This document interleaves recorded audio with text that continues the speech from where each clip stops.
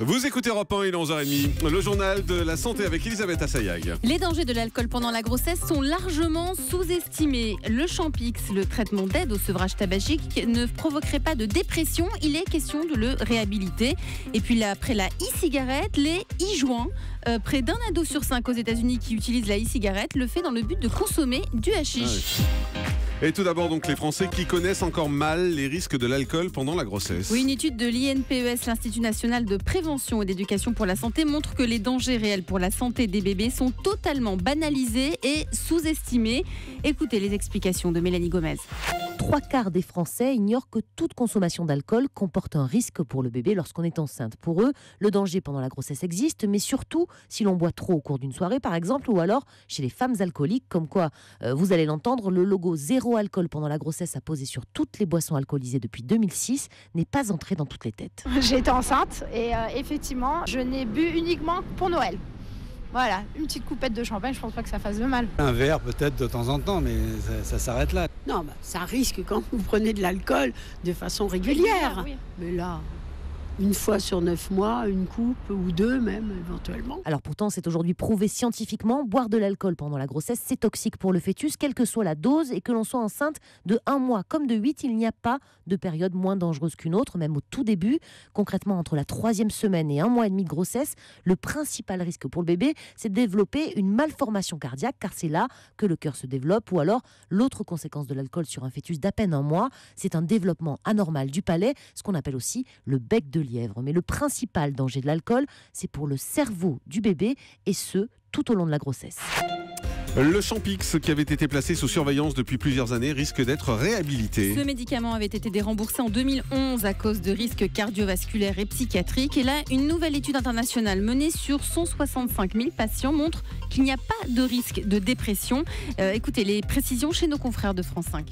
C'est une étude rassurante pour tous ceux qui veulent arrêter de fumer. Selon les résultats publiés dans la revue médicale The Lancet, prendre du Champix n'augmenterait ni les risques cardiovasculaires, ni les risques de dépression. Le médicament pourrait donc être prescrit plus largement pour arrêter le tabac. Il contient en effet une molécule, la varénicline, qui se fixe sur les mêmes récepteurs que la nicotine dans le cerveau. C'est-à-dire qu'il se met à la place de la nicotine sur les récepteurs cérébraux. Il bloque ces récepteurs, ce qui fait que les personnes qui le prennent ne ressentent plus de plaisir à fumer et les sensations de manque ne sont pas présentes.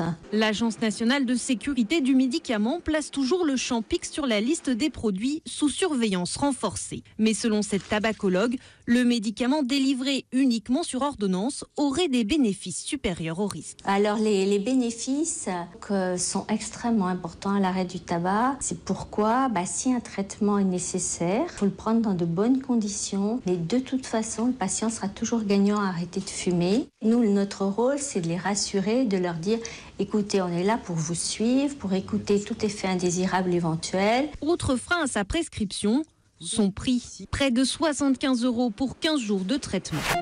Après les cigarettes, voici les e-joints. Près d'un ado sur 5 qui utilise une cigarette électronique le ferait dans le but de consommer de la drogue. Oui, c'est une enquête américaine conduite auprès de près de 4000 adolescents dans le Connecticut. C'est un état de l'Est des États-Unis qui autorise le cannabis thérapeutique seulement.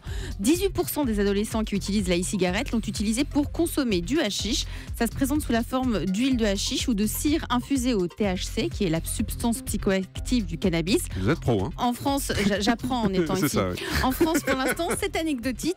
D'après l'Observatoire français des drogues, peut-être 1 ou 2 cas recensés. La Corse est la championne de France de l'automédication. C'est ce qui ressort de l'Observatoire européen de l'automédication. Il a montré que, contrairement à nos voisins européens, les Français boudent quand même l'automédication, à part en Corse. La consommation moyenne des Français est de 6,4 boîtes de médicaments par an d'automédication. Le plus souvent, il s'agit d'antalgiques, ainsi que des médicaments liés à des affections respiratoires, des médicaments qui facilitent le transit et ceux destinés aux problèmes dermatologiques. Et puis le choix du sexe du bébé, bientôt possible en en Australie. C'est la traditionnelle question que se posent les parents quand ils ont envie d'avoir un bébé. Eh bien, en Australie, ça va peut-être être possible. Figurez-vous que là-bas, les citoyens sont consultés pour cela. Ils ont jusqu'au 17 septembre pour donner leur avis sur un texte présenté par le Conseil national sur la santé. Choisir le sexe de son enfant, en fait, c'est réaliser une fécondation à partir d'ovocytes de la mère et des spermatozoïdes du père. Et l'embryon se développe quelques jours en laboratoire, puis on fait un tri. Cette méthode existe déjà, mais seulement pour déceler des maladies génétiques pour le bébé.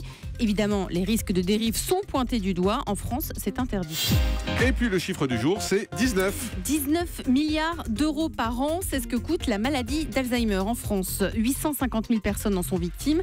Et à l'occasion de la journée mondiale contre la maladie d'Alzheimer, le 21 septembre prochain, la fondation Médéric Alzheimer a publié les résultats d'une étude qui évalue les coûts de cette pathologie. Donc 19 milliards d'euros par an, 53% dedans, il y a 53% au total d'hospitalisation et de chirurgie. Et 27% de la somme sont pour les soins paramédicaux, comme les infirmiers, les orthophonistes, les ergothérapeutes, les psychologues, etc. Merci beaucoup Elisabeth Assayag.